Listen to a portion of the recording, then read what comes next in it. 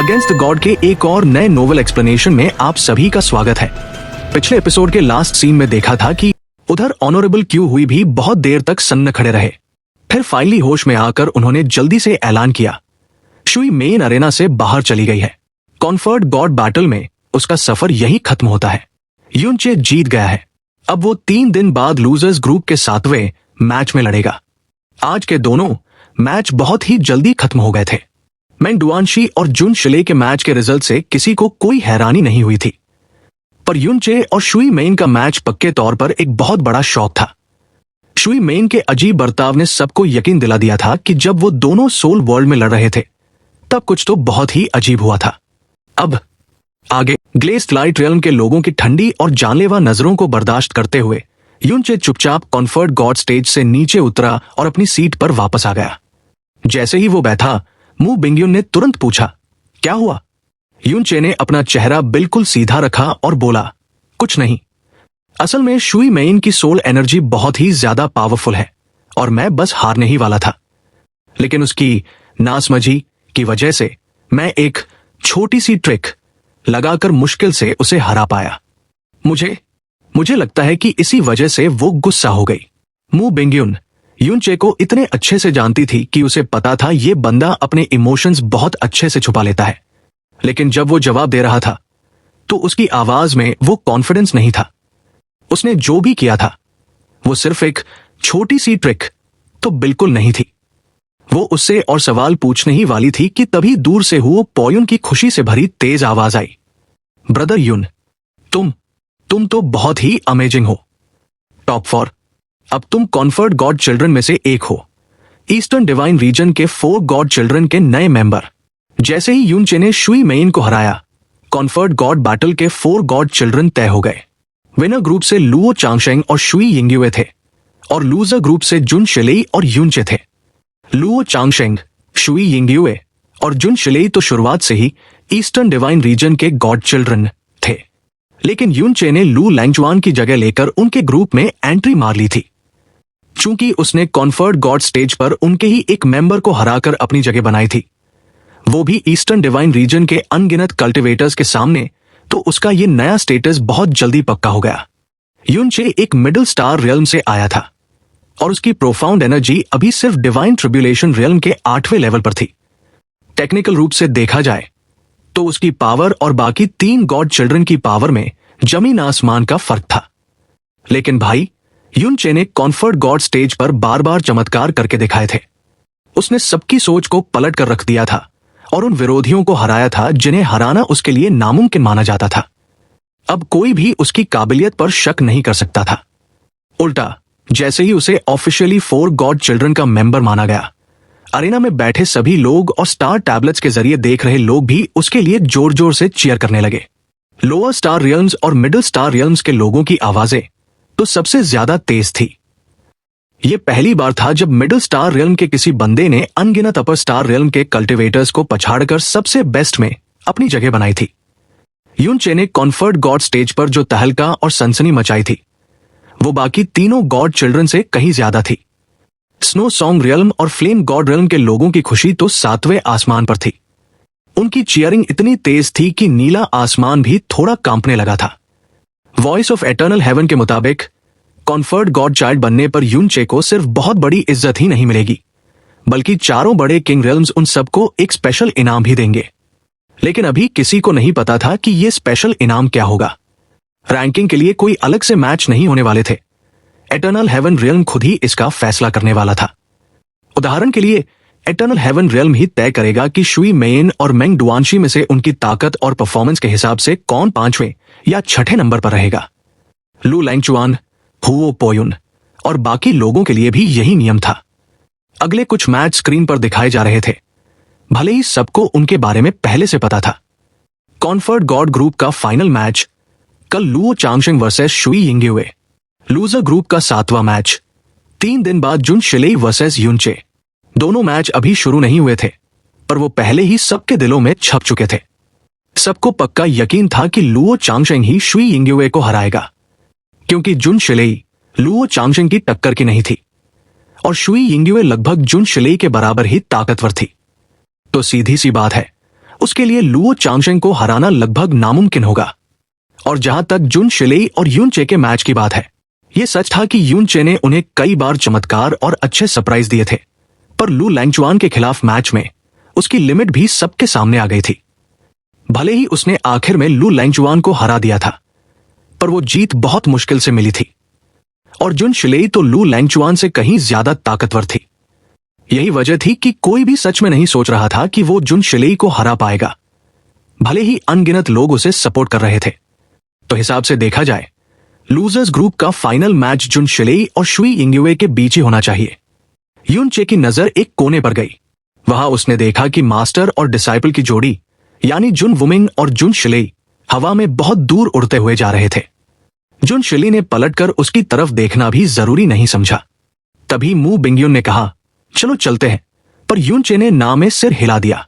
वो अपनी जगह से उठा और हुओ पोयुन से बोला, ब्रदर पोयुन, मुझे तुमसे अकेले में कुछ बात करनी है। हुओ पोयुन थोड़ा हैरान हुआ, पर उसने बिना कुछ कहे हाँ में सिर हिलाया। फिर वो दोनों कॉन्फर्ट गॉड स्टेज के एरिया से दूर उड़ गए। जैसे ही वो अकेले हुए, यून चे ने सीधा मुद्दे की बात की। उसने कहा, ब्रदर पोयुन, तुम्हें शुरुआत से ही फ्लेम गॉड रियल्म की उम्मीद माना जाता था। खासकर गोल्डन क्रो सेक्ट के लोग तुमसे बहुत उम्मीदें रखते थे और तुम्हारी बहुत तारीफ करते थे। लेकिन कल के बैटल की वजह से जो इज्जत तुम्हें मिलनी चाहिए थी, वो मुझे मिल गई। वो लोग मेरे लिए पागल हो गए हैं, और उनका ये पागलपन तुम्हारे लिए उनकी फीलिंग से कहीं ज्यादा है। तुम्हें ये सब एक्सेप्ट करना बहुत मुश्किल लग रहा होगा, है ना? ये सुनकर हुओ पोयुन का शरीर एक पल के लिए सुन्न पड़ गया। यून चे को इतनी सीधी बात करते देख वो बस खाली नजरों से उसे घूरता रहा। उसके मुंह से एक शब्द नहीं निकला। और यहीं पर असली मोड़ आता है। यून चे ने बहुत ही सीरियस होकर कहा, कल मुझे लगा था कि लू लैंगचुआन को गोल्डन क्रो फ्लेम से हराने पर तुम्हें अपना कॉन्फिडेंस वापस मिल जाएगा, पर मैंने एक बहुत बड़ी गलती कर दी। इससे तुम्हें खुशी से ज्यादा चोट पहुंची है। इसके लिए मैं तुमसे माफी मांगता हूं। हुओ पोयुन ने तुरंत अपने हाथ हिलाए। वो एक स्माइल लाने की कोशिश कर रहा था, पर उदास होकर बोला, नहीं नहीं, तुमने कुछ गलत नहीं किया। उल्टा तुमने पहली बार गोल्डन क्रो फ्लेम को इतना शानदार दिखाया। मुझे माफी मांगनी चाहिए। मुझे ब्रदर यून से फालतू की जलन हो रही थी। ये बोलकर हुओ पोयुन ने अपना सिर नीचे कर लिया। यून चे ने एक हल्की सी स्माइल के साथ पूछा, जलन? क्या तुम्हें सच में लगता है कि मेरी गोल्डन क्रो फ्लेम तुम्हारी फ्लेम से ज्यादा पावरफुल है? हुओ पोयुन ने धीमी आवाज में कहा, बिल्कुल, तुम्हारी फ्लेम ने लू लैंगचुआन को हरा दिया। वो मेरी फ्लेम से बहुत ज्यादा पावरफुल है। पर यून चे ने ना में सिर हिलाया।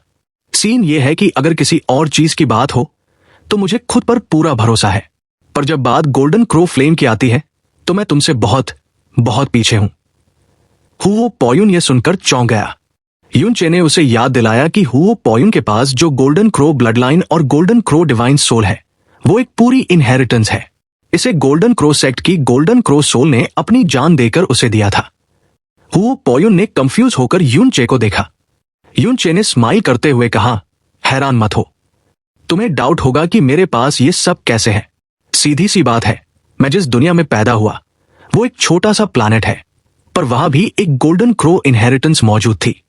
असल बात यह है कि वो दोनों सोल्स असल डिवाइन बीस्ट गोल्डन क्रो के हिस्से थे और वो एक दूसरे से बात कर सकते थे।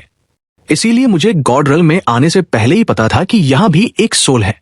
यून चे ने उसे बताया कि उसने ये सब स्नो सॉन्ग रियल्म में ही गेस कर लिया था और उसे फैंग शुएर के केस से भी आइडिया मिल गया था। यून चे ने आगे बताया, मुझे अपनी दुनिया की सोल से सिर्फ एक छोटा हिस्सा और गोल्डन क्रो ओरिजिन ब्लड की कुल 9 बूंदें मिली थी। 9 बूंदें? हुओ पोयुन की आंखें फटी की फटी रह गई। गोल्डन क्रो सेक्ट के डिसाइपल्स तो इतने बड़े आशीर्वाद के सपने भी नहीं देख सकते थे, पर यून चे की खूंखार पावर देखकर उसे यकीन नहीं हो रहा था कि यह सिर्फ 9 बूंदों का कमाल है। यून चे ने उसकी आंखों में देखकर कहा, हाँ, सिर्फ 9 बूंदें। मेरी फ्लेम इसलिए इतनी खतरनाक लगती है क्योंकि मेरे पास एक स्पेशल प्रोफाउंड आर्ट है जो फ्लेम को कंट्रोल करने में मदद करता है। मतलब साफ है कि मेरी पावर अभी अपनी लिमिट पर पहुंच चुकी है। इससे ज्यादा ये कभी नहीं बढ़ेगी। लेकिन तुम्हारी बात अलग है। तुम अभी बहुत छोटे हो। तुम्हारी गोल्डन क्रो फ्लेम का असली टैलेंट बाहर आना अभी बाकी है। जब तुम्हें अपनी असली पावर का अंदाजा होगा, तब मेरी फ्लेम तुम्हारे सामने कहीं नहीं टिकेगी। युनचे की बातें सुनकर हुओ पॉयुन की उदास आंखों में एक चमक आ गई। युनचे ने कहा, इसलिए तुम्हें टेंशन लेने की कोई जरूरत नहीं है, उल्टा मुझे तुमसे जलन होनी चाहिए। अगर मेरे पास तुम्हारी जैसी पावरफुल ब्लड लाइन होती तो मैं लू लैंगचुआन को पल भर में राख कर देता। हुओ पॉयुन ने एक लंबी सांस ली और स्माइल करते हुए बोला, ब्रदर युन, मुझे फिर से तसल्ली देने के लिए थैंक यू। युनचे ने हंसते हुए कहा, मैं तसल्ली नहीं दे रहा, बस तुम सच को इग्नोर कर रहे थे। ब्रदर पॉयुन, क्या हम एक डील करें? कॉन्फर्ड गॉड बैटल के बाद तुम्हें 3000 साल के लिए एटर्नल हेवन डिवाइन रेल्म में कल्टिवेशन के लिए भेजा जाएगा। तो बाहर आने के बाद क्यों ना हम एक प्रॉपर मैच करें? 3000 साल बहुत लंबा टाइम होता है। यह सुनकर हुओ पॉयुन पूरे जोश में आ गया। उसने कहा कि वो 3 साल में खुद को पूरी तरह साबित करेगा। वो युनचे से हाथ मिलाकर खुशी खुशी वहां से उड़ गया।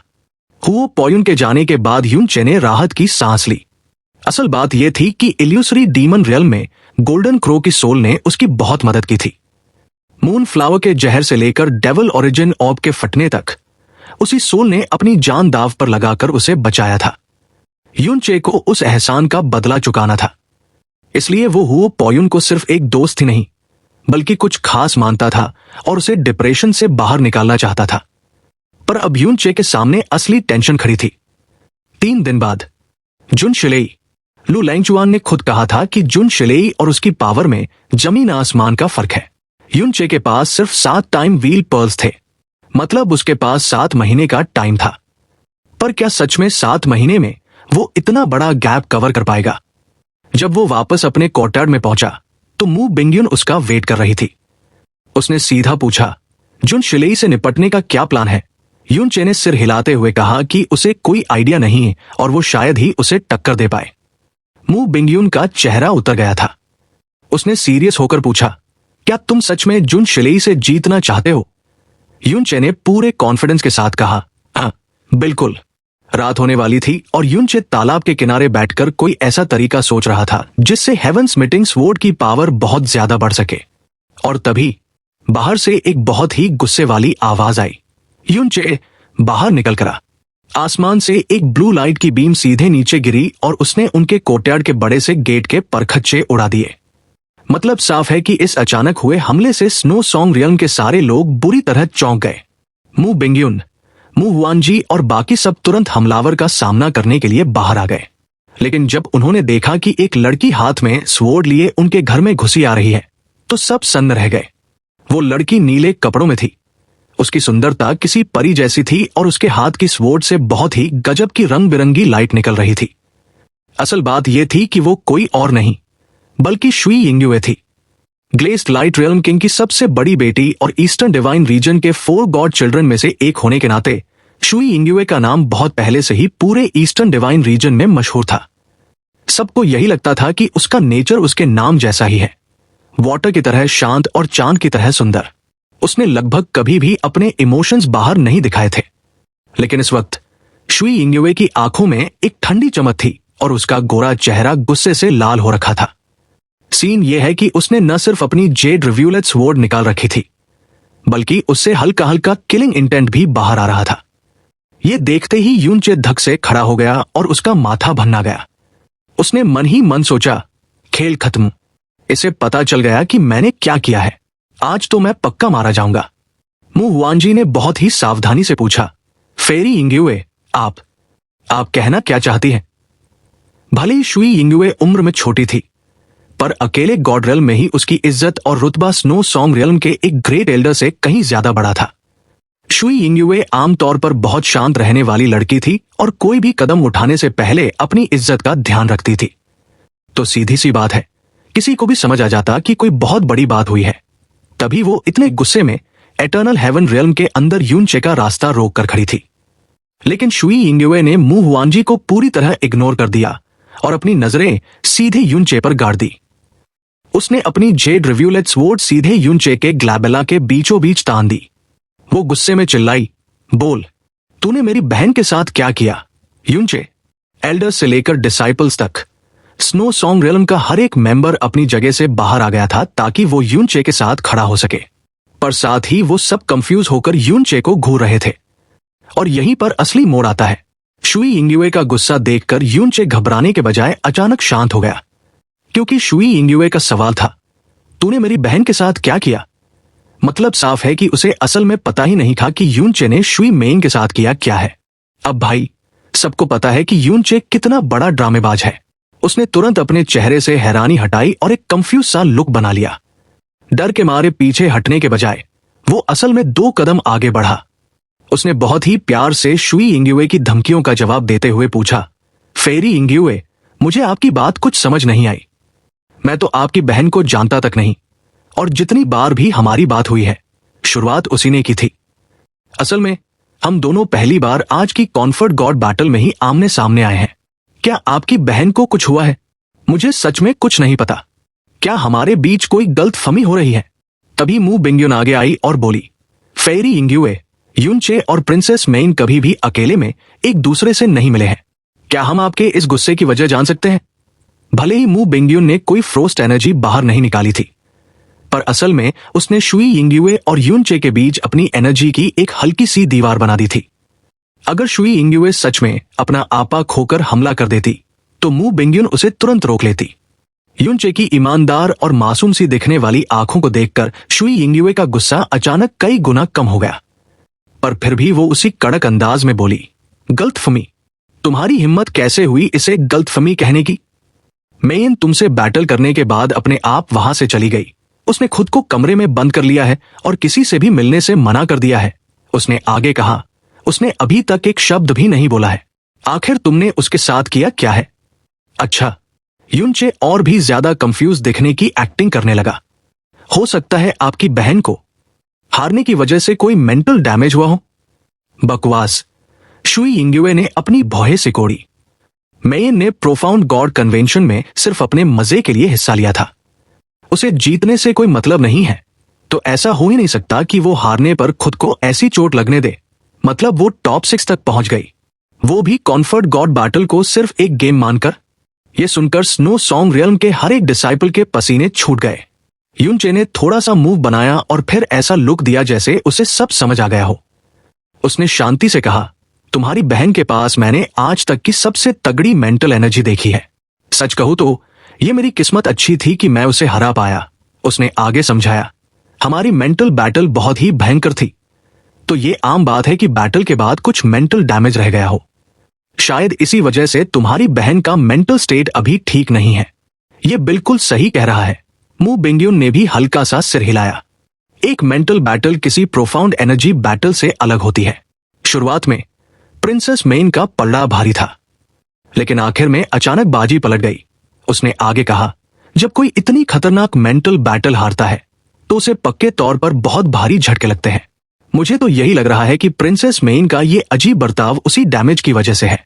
अगर ऐसा है तो ये बिल्कुल नॉर्मल बात है। इसके अलावा यूनचे और प्रिंसेस मेइन की बैटल पूरी तरह फेयर थी और सबने उसे देखा है। उन्होंने कभी भी जुबानी बहस या कोई फिजिकल कांटेक्ट नहीं किया, तो मुझे लगता है कि तुम्हारी चिंता करने की कोई जरूरत नहीं है। यूनचे बस चुपचाप खड़ा रहा। मू बिंग्युन की बात सुनकर शुई इंग्युए की आंखों के भाव पल भर में बदल गए। धीरे धीरे उसने अपनी जेड रिव्यूलेट स्वॉर्ड नीचे कर ली और अपना गुस्सा शांत कर लिया। शायद मैंने गुस्से में आकर बिना सोचे समझे कदम उठा लिया। शुई इंग्युए की आवाज अब बहुत सॉफ्ट हो गई थी। यूनचे, मैं तुम पर भरोसा करूंगी, फिलहाल के लिए। फिर वो मू बिंग्युन की तरफ मुड़ी और झुककर बोली, प्लीज इंग्युए की इस बदतमीजी को माफ कर दीजिए। जब मेरी बहन ठीक हो जाएगी और मुझे पक्का हो जाएगा कि इसमें यूनचे की कोई गलती नहीं है, तो इंग्युए खुद आपके पास आकर अपनी गलती की माफी मांगेगी। शुरुआत में शुई इंग्युए ने साफ तौर पर अपनी चिंता और गुस्से को खुद पर हावी होने दिया था, लेकिन जब वो शांत हुई तो उसने बहुत ही इज्जत के साथ बर्ताव किया। मू बिंग्युन ने कहा, फेरी इंग्युए, आप अपनी बहन से बहुत प्यार करती है। आपका ऐसा महसूस करना लाजमी है और हम आपके इस प्यार की इज्जत करते हैं। आपको आकर माफी मांगने की कोई जरूरत नहीं है। शुई इंग्युए ने हल्का सा सिर हिलाया और उसके हाथ से जेड रिव्यूलेट स्वॉर्ड गायब हो गई। वो बस मुड़कर जाने ही वाली थी कि तभी दूर से एक बहुत ही मीठी सी आवाज गूंजी, सिस्टर। यूनचे ने अभी अभी राहत की सांस ली थी कि इस अचानक आई आवाज ने उसकी सांसों को वापस गले में ही अटका दिया। उसने मन ही मन सोचा, होली शिट, इस बार तो मैं पक्का गया। उस लड़की की मीठी आवाज सबके कानों में ऐसे गूंजी कि कोई उसे भूल नहीं पाया। अगले ही पल रात के आसमान से एक बहुत ही प्यारी सी लड़की नीचे उतरी और सीधे शुई यिंगयुए के बगल में आकर खड़ी हो गई। शुई मेन अपने साथ एक बहुत ही खुशनुमा और स्पिरिचुअल ऑरा लेकर आई थी। किसी को पता भी नहीं चला और उस ऑरा ने सबकी घबराहट को पल भर में दूर कर दिया। मेन, तुम यहां क्यों आई हो? शुई यिंगयुए अपनी बहन को अचानक देखकर हैरान रह गई, पर जब उसने देखा कि मेन के चेहरे पर फिर से वही प्यारी सी स्माइल है और न जाने क्यों वो पहले से भी ज्यादा खुश लग रही थी, तो वो अंदर ही अंदर रिलैक्स हो गई। यूनचे बिना कोई आवाज किए आधा कदम पीछे खिसक गया। ये सब आपकी गलती थी सिस्टर, शुई मेन ने अपनी नाक हल्की सी सिकोड़ते हुए कहा। अभी अभी ब्रदर 99 ने मुझे बताया कि आप गुस्से में बिग ब्रदर यूनचे से पूछताछ करने के लिए निकल गई है, तो मेरे पास तुरंत भागकर यहां आने के अलावा कोई रास्ता नहीं था। आपने बिग ब्रदर यूनचे पर गुस्सा करके उन्हें कोई चोट तो नहीं पहुंचाई ना? नहीं, मैंने ऐसा कुछ नहीं किया। शुई यिंगयुए थोड़ी हड़बड़ा गई। यूनचे का दिमाग तो पूरी तरह ब्लैंक हो चुका था। फ्यू, शुक्र है। शुई मेन ने अपने छोटे से सीने को थपथपाया जैसे वो राहत की सांस ले रही हो। फिर उसने मुंह बिंगयून और स्नो सॉन्ग रियल्म के लोगों की तरफ देखकर बहुत ही प्यार से सिर झुकाया। Hello everyone, snow song realm के सीनियर ब्रदर और सिस्टर। मेरी सिस्टर ने पक्का आप सबको परेशान किया होगा, है ना? प्लीज मेरी गलतियों के लिए उन्हें मत डांटना। ये सब मेरी गलती है। शुई मेन की आवाज इतनी मीठी, प्यारी और सच्ची थी कि वो किसी झरने की तरह सबके दिलों में उतर गई। शुई मेन तो जैसे आसमान से उतरा कोई तोहफा लग रही थी। किसी का भी दिल उसे डांटने का नहीं कर रहा था, भले ही उसने कोई बहुत बड़ी गलती क्यों न की हो। इसीलिए मु वानजी ने जल्दी से हंसते हुए अपने हाथ हिलाए। कोई बात नहीं, कोई बात नहीं, यह बस एक बहुत ही छोटी सी गलतफहमी थी। उल्टा हम तो बहुत खुशकिस्मत हैं कि ग्लेस्ड लाइट की दोनों ब्यूटीज हमारे यहां आई। भले ही हम आपसे सीनियर हैं, मु तांजी ने भी उनकी बात में हामी भरी। जब स्नो सॉन्ग रियल्म के 2 ग्रेट एल्डर्स का यह हाल था, तो डिसाइपल्स का क्या ही कहना। वो उन मशहूर देवियों को अपने इतने करीब देखकर इतने एक्साइटेड और सन्न थे कि उनके मुंह से एक शब्द नहीं निकल रहा था। वो तो आधा कदम आगे बढ़ाने से भी डर रहे थे, क्योंकि उन्हें लग रहा था कि ये कोई पाप हो जाएगा। यूनचे के चेहरे पर एक बहुत ही बेवकूफों वाला लुक था। ये चल क्या रहा है? मुझे कुछ तो गड़बड़ लग रही है भाई। तो तुम्हारा वो पहले वाला अजीब बर्ताव, उसका यूनचे से कोई लेना देना नहीं था? शुई यिंगयुए ने बहुत ही सॉफ्ट आवाज में पूछा। वो मु हुआनजी और बाकी लोगों को बहुत ही गिल्ट के साथ देख रही थी। बिल्कुल उसका लेना देना है। लेकिन तभी शुई मेन के चेहरे के भाव अचानक सीरियस हो गए और उसकी आवाज भारी हो गई। ये सब इसलिए हुआ क्योंकि उसने मेरे साथ वो गंदी हरकतें की। शुई मेन के आते ही यूनचे पहले से ही डर और गिल्ट से मरा जा रहा था। अब तो भाई उसके दिल की धड़कन ही रुक गई। जो बोया है वो काटना तो पड़ेगा ही। उसने लड़की के साथ जो किया था, अब उसे अपने पापों की कीमत चुकानी थी। शुई मेन की बात सुनते ही वहां मौजूद हर किसी का चेहरा उतर गया। इस सिचुएशन में गंदी हरकतें का मतलब सबसे बुरा ही हो सकता था। शुई यिंगयुए का गुस्सा जो अभी अभी शांत हुआ था, वो फिर से जंगल की आग की तरह भड़क उठा। और इस बार ये आग पहले से भी ज्यादा बड़ी और खतरनाक थी। उसकी तारों जैसी चमकती आंखें पल भर में पूरी तरह ठंडी हो गई। वो यूनचे की तरफ जानलेवा तरीके से बढ़ी और चिल्लाई, यूनचे, तेरी हिम्मत कैसे हुई मासूम बनने की? बोल, तूने मेरी बहन के साथ क्या किया? तभी एक चीख गूंजी। आह! इससे पहले कि यूनचे कुछ बोल पाता, शुई मेन अचानक चिल्लाई और हड़बड़ी में शुई यिंगयुए और उसके बीच आकर खड़ी हो गई। उसने तो अपने हाथ भी ऐसे फैला लिए जैसे वो उसे बचाना चाहती हो। सिस, आप अचानक से इतनी खूंखार क्यों हो गई हैं? आप बिग ब्रदर यूनचे को ऐसे डरा देंगी। यूनचे बस खाली दिमाग से उसे घूरने लगा। उसके चेहरे पर साफ लिखा था, भाई ये चल क्या रहा है? शुई यिंगयुए एक पल के लिए पूरी तरह सन्न रह गई। उसने अपनी भौहें सिकोड़ते हुए जवाब दिया, पर अभी तो तुमने कहा था कि उसने तुम्हारे साथ कुछ गंदी हरकतें की हैं। मैं उसे इस बात के लिए कभी माफ नहीं कर सकती। अर्म। शुई मेन की आवाज एकदम से सॉफ्ट हो गई और उसने अपना परफेक्ट चेहरा थोड़ा नीचे झुका लिया। अचानक उसके गालों पर शर्म की लाली छा गई। शुई यिंगयुए इस बदलाव से इतनी शॉक थी कि उसे लगा उसकी आंखें उसे धोखा दे रही हैं। फिर शुई मेन ने ऊपर देखा और सीधा शुई यिंगयुए की आंखों में झांका। वो लाली अभी भी थी, पर उसकी आंखें तारों की तरह चमक रही थी। ये सच है, उस वक्त मैं बहुत गुस्से में और उदास थी, पर जब मैंने पूरा एक दिन सीरियस होकर इस बारे में सोचा तो मुझे फाइनली कुछ समझ आ गया। उसके बाद मेरा गुस्सा बिल्कुल खत्म हो गया। उल्टा मैं थोड़ी खुश भी थी। यूनचे का दिमाग तो पूरी तरह फ्यूज हो चुका था। वो सोच रहा था कि ये बंदी क्या बकवास कर रही है। शुई यिंगयुए बहुत ही ज्यादा कंफ्यूज होकर अपनी भौहें सिकोड़ने लगी। मेन, तुम आखिर किस बारे में बात कर रही हो? ये सब क्या हो रहा है? मुझे उस छोटी लड़की ने अपने होंठ चबाए जैसे वो थोड़ी देर के लिए स्ट्रगल कर रही हो। फिर उसकी आंखों में एक पक्का इरादा आ गया। वो पलटी, उसने यूनचे की तरफ उंगली उठाई और जोर से बोली, मुझे बिग ब्रदर यूनचे से शादी करनी है। जैसे ही ये शब्द निकले, यूनचे का शरीर कमजोर पड़ गया और उसके पैर फिसल गए। वो बस अपने बगल वाले तालाब में सिर के बल गिरने ही वाला था। क्या? ऐसा लगा जैसे शुई मेन की इस बात से पूरी दुनिया ही हिल गई हो। अगर स्नो सॉन्ग रियल्म के लोग सन्न थे, तो शुई यिंगयुए को तो ऐसा लगा जैसे उस पर बिजली गिर गई हो। वो बहुत देर तक अपनी जगह पर जमी रही और फिर उसे यकीन नहीं हुआ। उसने हकलाते हुए पूछा, तुमने अभी क्या कहा? लेकिन असली बात यह थी कि पहली बार अपनी इच्छा बताने के बाद शुई मेन सच में बहुत रिलैक्स लग रही थी। वो 2 कदम पीछे कूदी और बहुत ही प्यारी सी स्माइल के साथ यूनचे के बगल में खड़ी हो गई। मैंने कहा, मुझे बिग ब्रदर यूनचे से शादी करनी है। ही। यूनचे का हाल तो कुछ ऐसा था कि उसे समझ ही नहीं आ रहा था कि वो जिंदा है या मर गया। वहां का माहौल पल भर में मौत जैसा शांत हो गया। लगभग हर कोई सोच रहा था कि कहीं उनकी आंखें या कान खराब तो नहीं हो गए। खासकर मु वानजी और मु तांजी के चेहरे तो ऐसे लग रहे थे जैसे उन्हें अभी अभी लकवा मार गया हो। बहुत देर तक उनके गले से एक शब्द भी नहीं निकला।